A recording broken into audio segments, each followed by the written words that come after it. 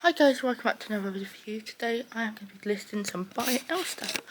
So let's get done. I'm going to put you somewhere because I'm actually up earlier than I like to be because of a DOG. He's got me up at 40 minutes past 6. So great.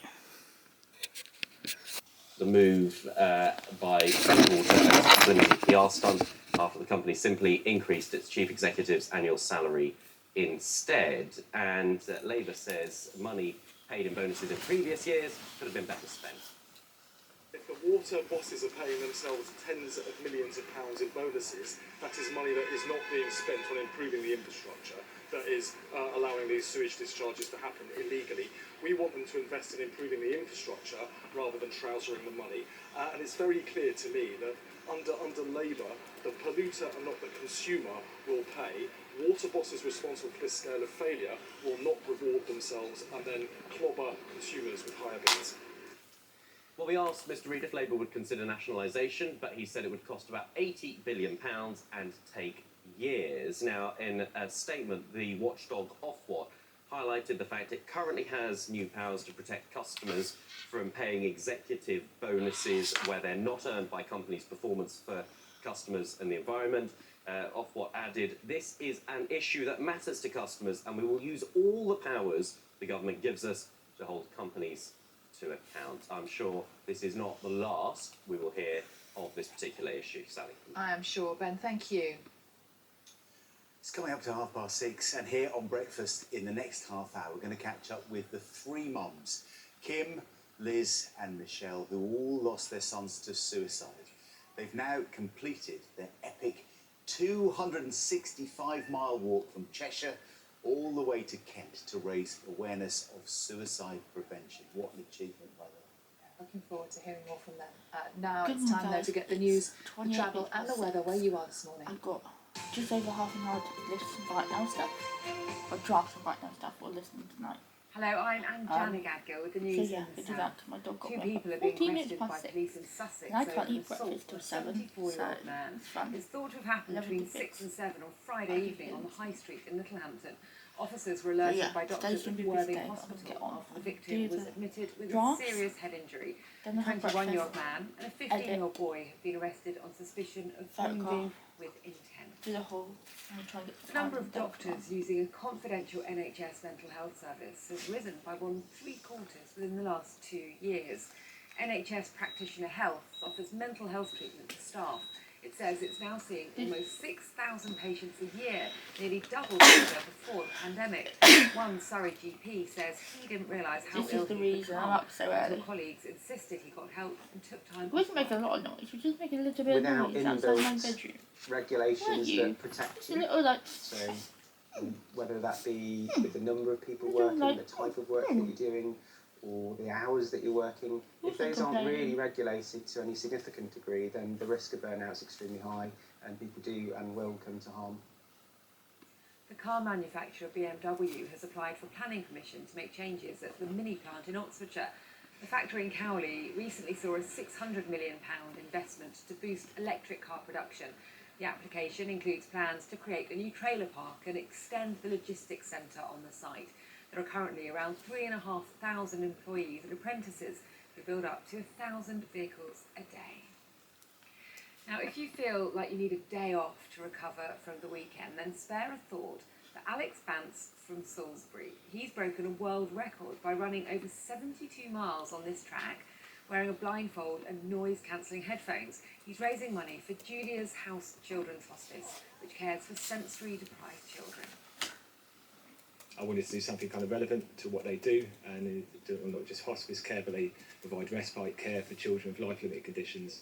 One of those conditions is children who are born deaf and blind, so that's where the whole deaf and blind element came from. Now it's time to get the weather with Dan Downs. Hello there, morning. We've got a couple more days of this fine summer-like weather. Some mist and fog patches in places this morning, though fog likely to become more of an issue for tomorrow morning. But the fog mist burning back, low cloud clearing, leaving another fine day with sunshine, or hazy sunshine, mainly light wind still, and temperatures getting well into the low 20s for most again. Some clear spells overnight, It's like we'll see some fog just drifting up through the channel, though, affecting our southern counties, coastal areas and the Isle of Wight into tomorrow morning. Temperatures maybe in double figures though tonight, and fog more widespread for tomorrow. It could be it lingers for much of the day, particularly close to the coast and around the Isle of Wight. Away from that though, some sunshine and still feeling warm. Change occurs on Wednesday with some rain moving in later. Have a good day. I'll be back in half an hour, but now we can go to Salford and rejoin Sally and John.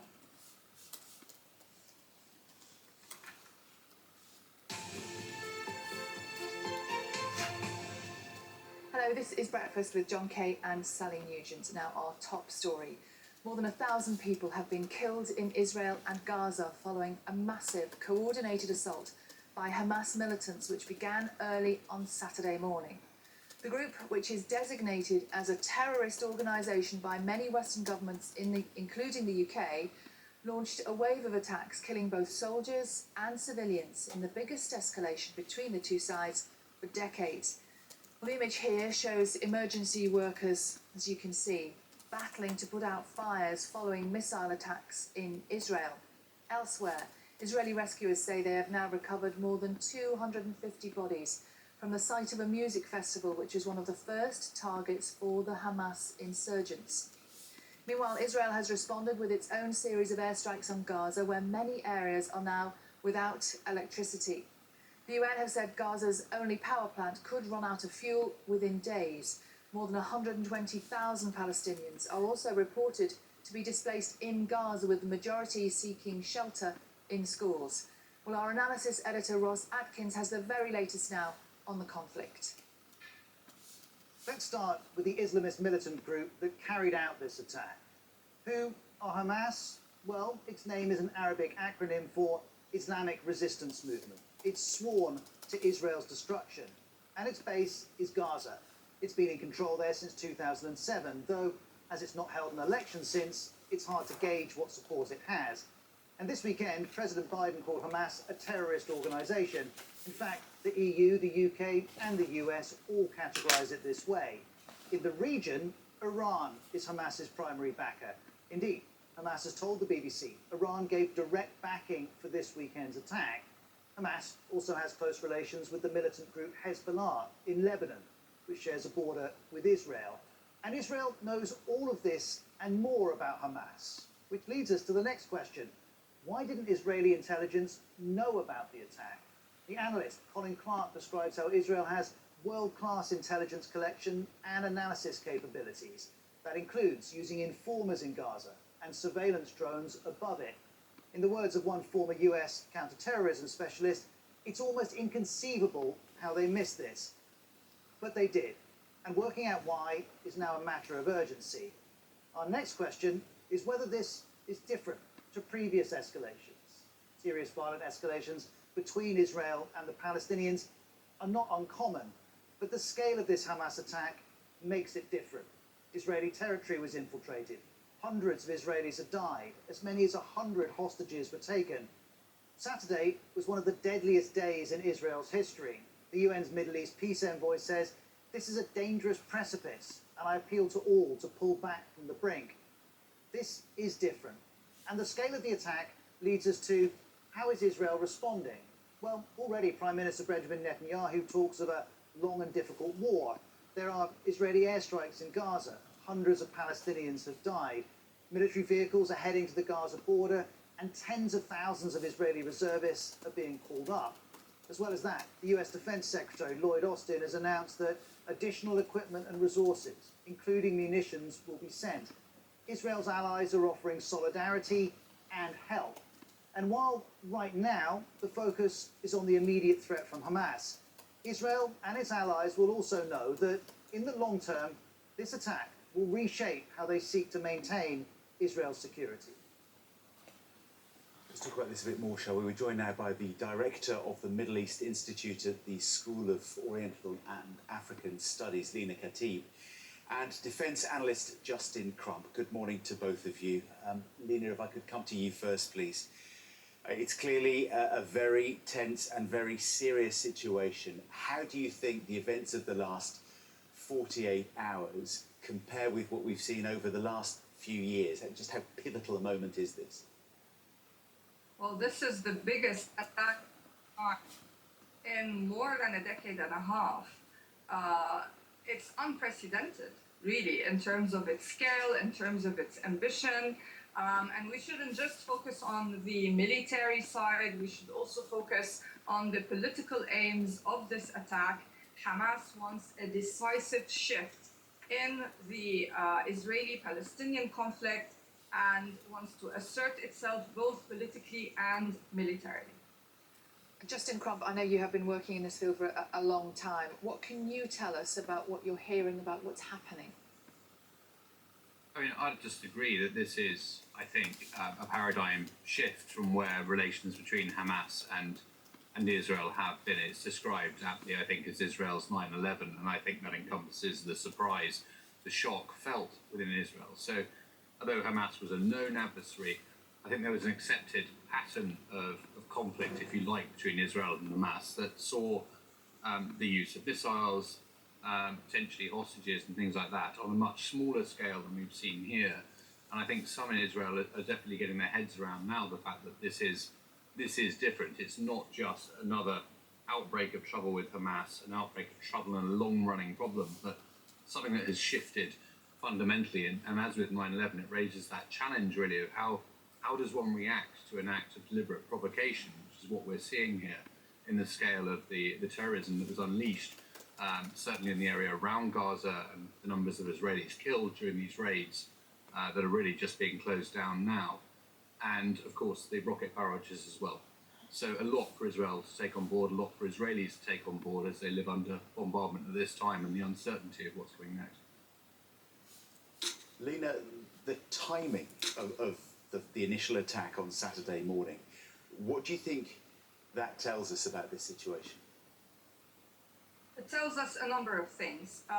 One is the symbolic date, which is almost 50 years since the 1973 Yom Kippur War, which a lot of people in the Arab world regard as a kind of victory somehow morally, even though militarily it eventually wasn't.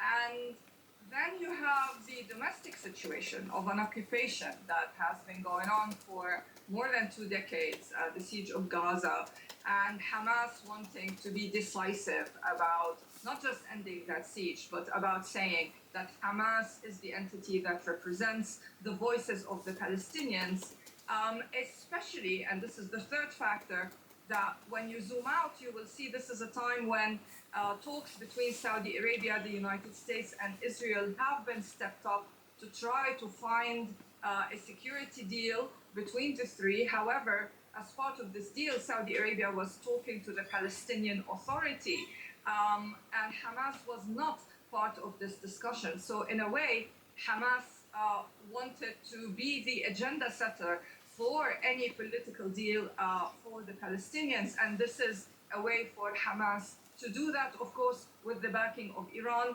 because we have to remember that Iran also does not want to see a deal happen between Saudi Arabia and the US and Israel involving the Palestinian Authority. Iran also wants to be an agenda setter. And Justin, how surprised have you been that there appears to have been little or no military intelligence in advance of this attack, or certainly if there was, it hasn't been acted upon? It's one of the most extraordinary factors of this. The Israeli technical intelligence, so using surveillance, using technical means, software and other tools on Gaza is obviously extremely advanced. The human intelligence network is extremely advanced. Again, it is a known adversary of Israel, and it is ultimately an area of a perimeter of around 50 miles that Israel has to keep track of. And with this hugely sophisticated apparatus on every level, from the strategic to the tactical, and soldiers literally sitting in bunkers near the wire around Gaza, watching exactly what is happening, it is extraordinary that this was able to take place. But such incidents do happen, and as we were saying, it was 50 years and 1 day from the start of the Yom Kippur offensive, where Israel was taken by surprise by Egypt and Syria in a conflict there, again timed to coincide with a religious holiday and a period of time when the Israeli forces were suffering what we sometimes call threat fatigue. So when you spend a lot of time looking at a threat, eventually people start to lose their edge. It starts to become every day you go to the bunker and you look and nothing happens. And on the morning it does happen, people aren't certain how to react. And the Israelis have worked very hard to overcome that sort of phenomenon, but it does happen. And you can be caught napping, as you've clearly seen here. And it's one of the big questions that the Israelis in general have, let alone the Israeli military at this time. I think the emphasis will be on reacting and what to do next. But at some point, I think there'll be a huge inquiry into how on earth this could have arisen, and a scale of loss, just to put it in perspective, in the whole of the Yom Kippur War, it's around 2,500 Israelis killed. We're talking 700 so far here against a terrorist act. So I think it just shows how shocking this is for Israel. Okay, Justin Crump and Lena Khatib, thank you very much indeed both for your insights here on BBC Breakfast this morning. And of course, we will be following the situation and this story throughout the morning here on the programme with the very latest updates from our correspondents around the world. It's 6:42. John joins us on the sofa with the sport. We have a new hero. We do, yes, Jake Jarman, who, in fairness, I mean, not to put a lot of pressure on young shoulders, but in fairness, really saved Great Britain's World Gymnastics Championships, because there was a fall for Max Whitlock on the pommel in his final. Jessica Gadarova was injured on the floor, a routine she's so good at, you know. So it was him, really, an unlikely victory in the vault, and he did so with a move with such exceptional kind of technical difficulty. Has sort of really burst onto the scene. So, yeah, a really, really impressive performance. And, yeah, it means that GB do come home with a medal, and it's gold. And he'll be delighted about it. Yes, very good morning. A name perhaps not familiar to many, but that could all be about to change for the 21-year-old Jake Jarman, who leapt into the history books yesterday on the final day of the World Gymnastics Championships. The only gymnast here to attempt this high-difficulty twisting vault, one he landed perfectly, to put up a huge opening score. He then backed that up with another impressive vault to secure Britain's first ever World Vault title. Speaking afterward, Jake said perfecting the jump has been long in the making. It's been years in the making. I mean, I think the first time I did it was in 2017, 18. You know, I've been building it since then, and it's been really hard because it's a very precise piece to have to get right. You know, you're slightly off on the takeoff on the block, you know, it will send you off. So it's really like, it's down to a fraction of a second with timing. So for me, it can be quite a nerve-wracking vault, but to be able to do it, I was over the moon. Yeah, and another impressive day from Simone Biles. 2 more gold medals for her. That is 5 in total at the championships, already extending her record as the most decorated gymnast of all time.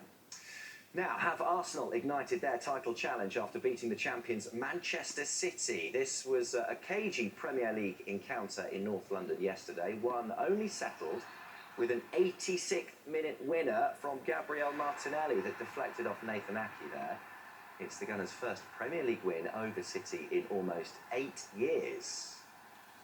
It's a special one, obviously. It's been a long time since the club hasn't beat Man City, and we discussed that a lot, and we felt like today could be the day, but we needed a big performance, huge individual performances, and we had that, and with a bit of luck we managed to win the game. We lacked a little bit of threat in many moments that we recovered the ball to get 1 or 2 passes forward and thread them more, but overall the atmosphere and everything was just incredible. Yes, a really big moment for them in the season. Liverpool conceded a late equaliser in a 2-2 draw at Brighton. Jurgen Klopp denied a win on his 8th anniversary as Liverpool manager. Brighton captain Lewis Dunk tapping in to make it 2-2. Slightly more exciting game, this one. Brighton had been ahead, but Mo Salah scored twice, one from the penalty spot before Dunk there snatched the Seagulls of points. Elsewhere yesterday, West Ham drew 2-2 with Newcastle. Wolves and Aston Villa ended 1-1. In Scotland, Rangers won 3-0 at St Mirren, but remained 7 points behind Celtic at the top of the table. 2 goals from James Tavernier helped them to a victory after an early red card saw St Mirren reduced to 10 players. Rangers still looking for a new permanent manager as well after sacking Michael Beale last week. The second weekend of the WSL season brought some controversy in the match between Manchester City and reigning champions Chelsea. City's Alex Greenwood was sent off after receiving a second yellow card for time wasting here. The referee unhappy with how long it took her to take that free kick. Fellow England international Lauren Hemp was also sent off for City as Chelsea scored a late equaliser. 1-1 this one finish. Now Fiji will play England in the quarter-finals of the Rugby World Cup, despite unexpectedly losing 24 points to 23 to Portugal.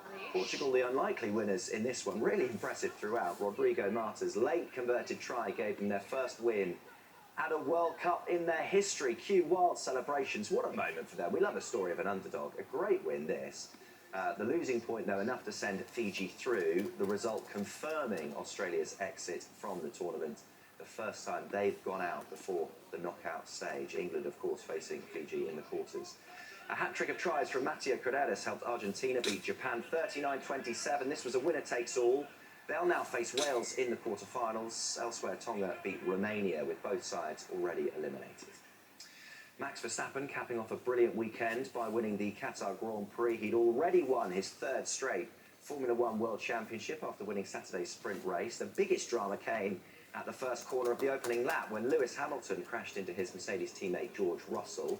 Remarkably, Russell managed to recover from that, from 18th to finish 4th. Verstappen not troubled, though, on his way to his 14th win of the season. 6 races remaining. He wouldn't bet against him winning the lot. The hosts, India, got their Cricket World Cup campaign off to a winning start, beating Australia by 6 wickets in Chennai. They were really struggling, chasing 200 to win with 3 wickets down for just 2 runs, but a huge partnership between Virat Kohli and KL Rahul helping see them home with 52 balls to spare. And England, of course, back in action against Bangladesh tomorrow. Interesting to see how they fare after that disappointing defeat for them against New Zealand in their first match. And whether or not Ben Stokes will feature, that's the big question for England at the moment. That is the question, John. Thank you very much indeed. Thank you.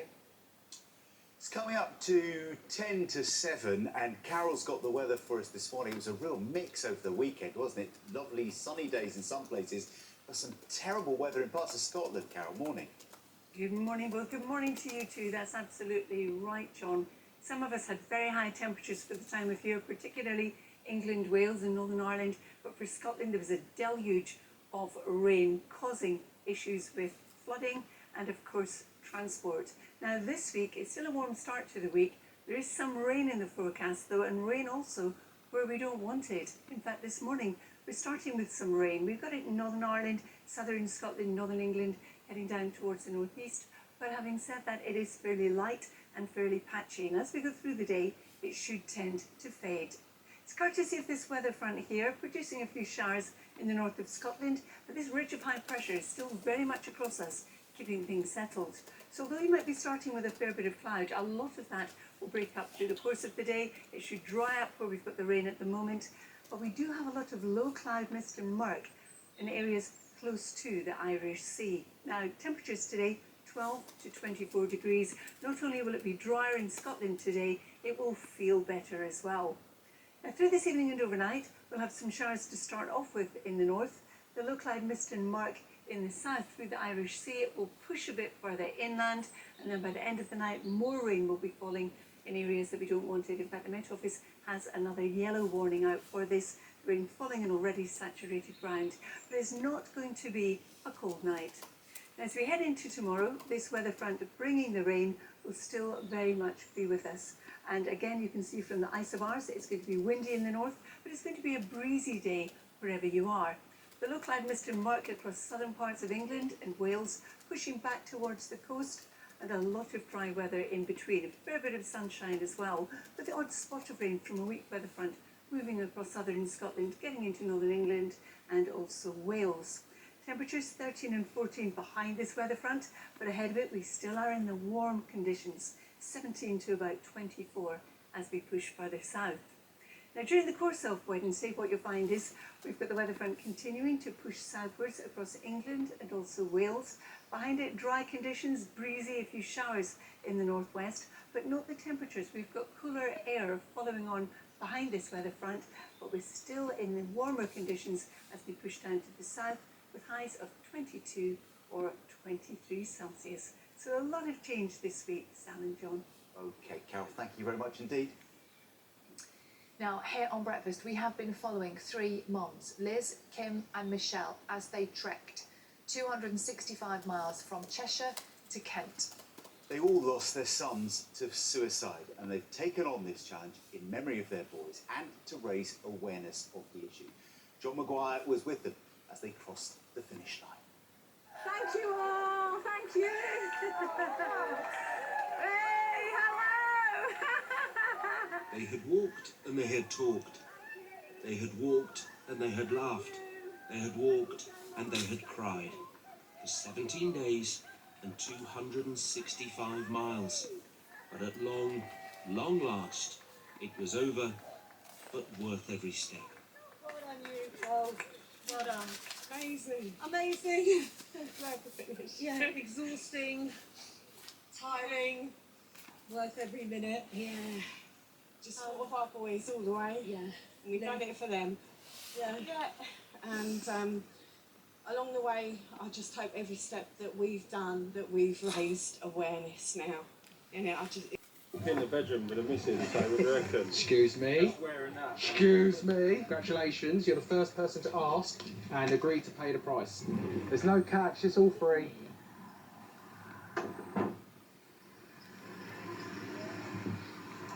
Morning, mate. Hello, how are you? Yeah, good. No Lego, no Lego. Oh, come on. I wish I did, mate. I'll be coming straight to you. What you got so far? Ooh, haven't you done well, eh? Haven't you done well?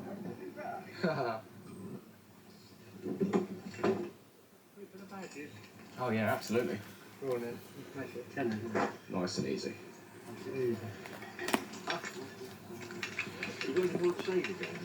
I think that's the only one. It's only £1 though, the Sega game. Just make a bag and I'll give you some, you know what I'm like, I'll give you some dirt cheap price. But you're telling me I'm too nice, you want to pay me more. Johnny, come buy some stuff off me. Come buy some stuff off me. Buy some stuff off me. Loads of cameras, all untested. I've said to everyone, all the shirts, I'm not sure if they're legit, which is why I'm bringing them down here. Yeah, I've got 6 Mew2s in here, all tested, 2 Mew1s. Yep. £1 for a lot? Yeah, I'll leave it. No? Pass. They don't sell anymore, do they? I'm grabbing these. These come from like crisp packets, isn't Yeah.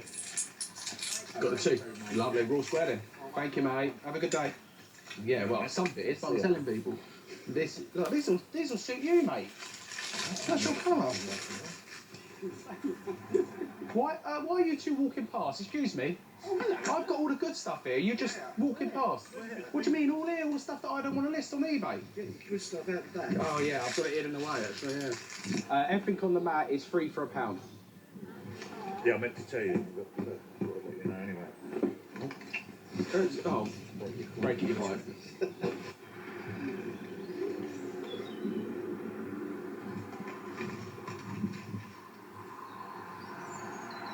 All right, we're at Moss End Car Boot Selling. It's been a busy start to the morning. I've sold quite a bit of stuff. It's all going cheap. Most of the stuff is going to be free for £1 or 50p each, so pretty cheap. But what the people down here at Moss End do not know is I am going to be now placing out on the table a PlayStation 2 with a game, or 2 games I think I found, a controller, I'm not sure if it's got the leads, and I'm going to be asking for £15, okay? The first person to not negotiate, well I can negotiate, but the first person to agree to pay me the £15, I'm not coming down, I'm going to actually give it to them for free. A little bit of a social experiment. Let's see whether I can get someone to pay £15 for the PlayStation 2. If it doesn't sell today, we'll be doing the same experiment tomorrow. So, see how we go. Okay, it's time to get the PlayStation out. The general public crowd are here. Let's keep it fair.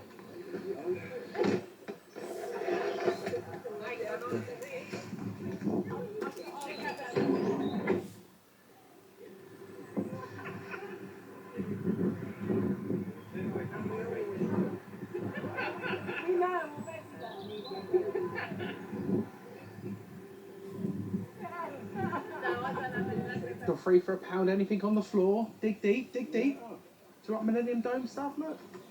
No, not for you. It's all got to go.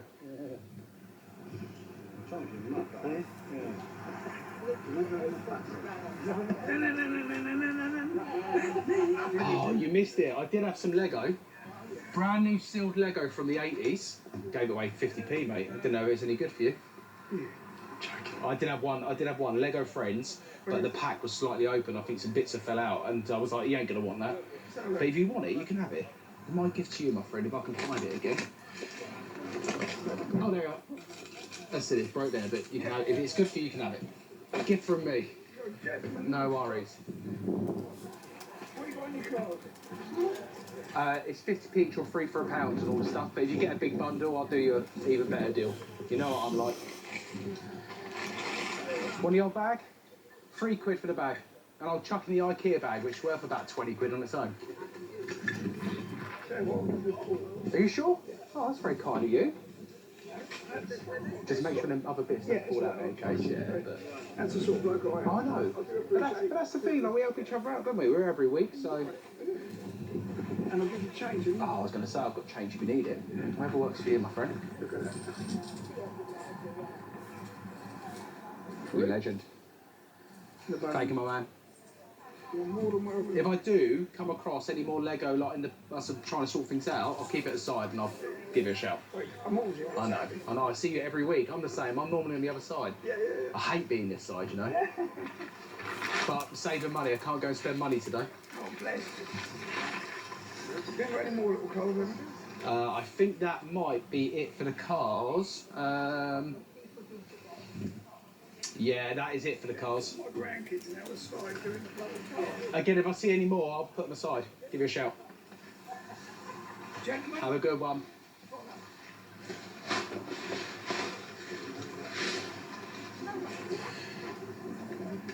£50p each or free for £1, anything on the top. Oh, he's left his coffee cup here. Oh, well. There you go. I'll sell that, yeah. Put that on there, get some more money. The new iPhone 15 Pro with titanium. On the UK's best network, 10 years running. Incredible iPhone, best network. Get some more money. £2 on that one. Gives 50p, mate. Get the bonus. Go on then, I'll chuck in a bonus tie, she looks smart. No, I'd rather wait for 2. I'd rather take it back home and use it for next holiday in case, you know. Yeah, it's a good price. They're expensive online. Just want it gone.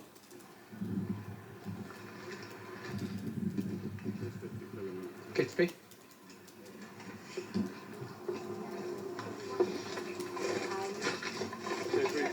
Free for £1, yeah.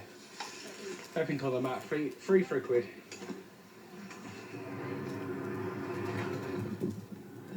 For them bits, 50p for the whole lot. That's right, I've got change. Yeah, of course. Oh, sorry. 15 on that. Yeah. Well, the other resellers come and told me now they go, guy over there wants 100 quid for it. So, yeah. I know, it's crazy. You can't be charging like CEX prices down a car boot sale if you want to sell it.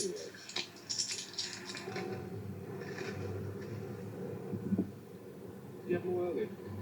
I think that's all I've got, to be honest. Yeah, I think that is all the cameras I have left, mate, on it. I did have a few more earlier. No Mewtwo's or anything, though, so you haven't missed out on anything crazy, yeah. How much is your PlayStation? 15 on that one. Does that include the game controller? Everything, so memory card, controller. The only thing I haven't got is a TV cable, but it's got the power cable. You're thinking about that one, the other one. Yeah, that's it. Should do 15 for the cameras and that. I really want to stick it, especially 15 for that, so... I know.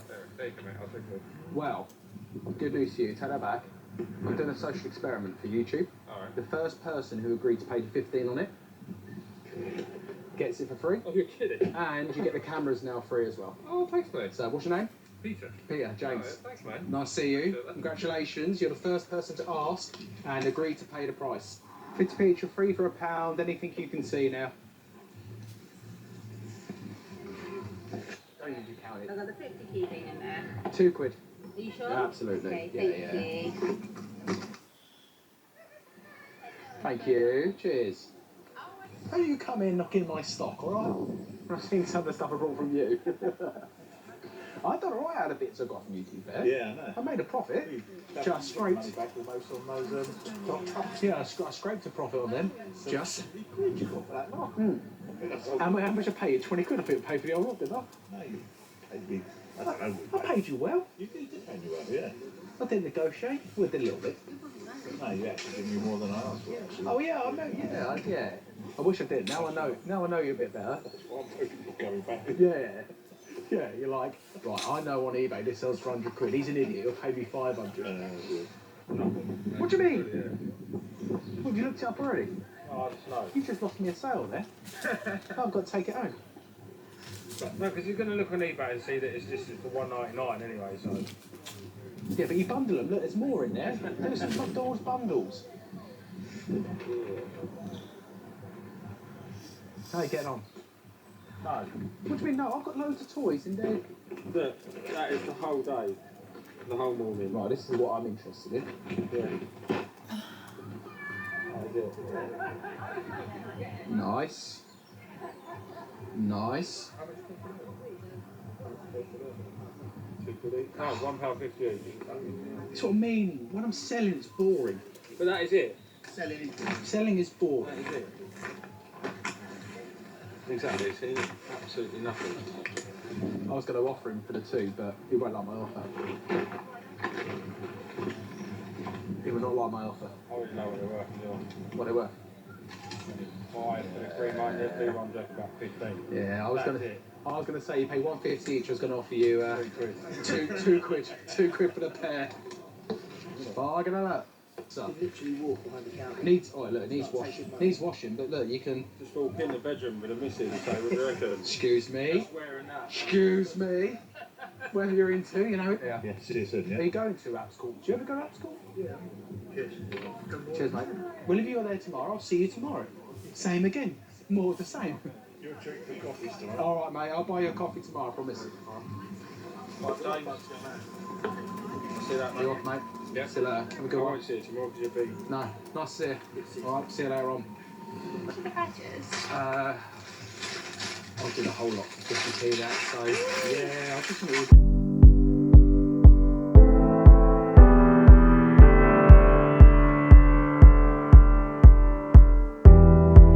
We stood close in the glittering lights.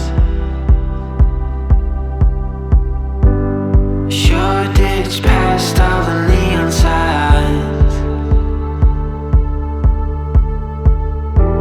We both been waiting for this all night. Sure, I've been waiting for you too, you too. Tell me you can take me home.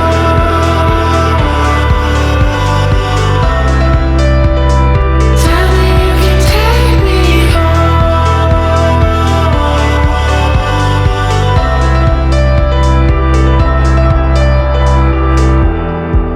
So far from where we started from,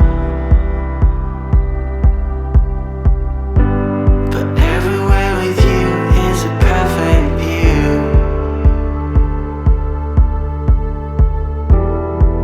You know the light is what you make it.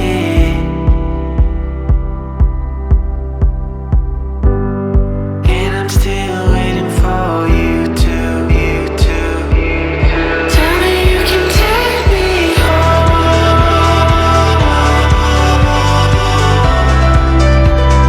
Tell me you can take me home.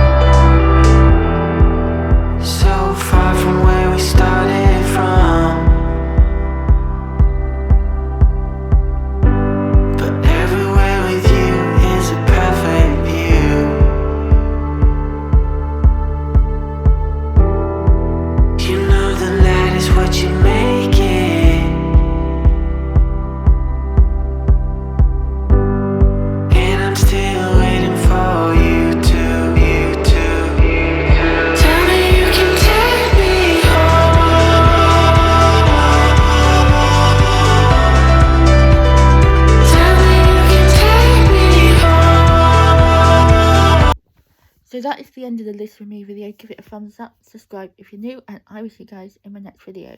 Remember to subscribe, comment down below, and enjoy the music.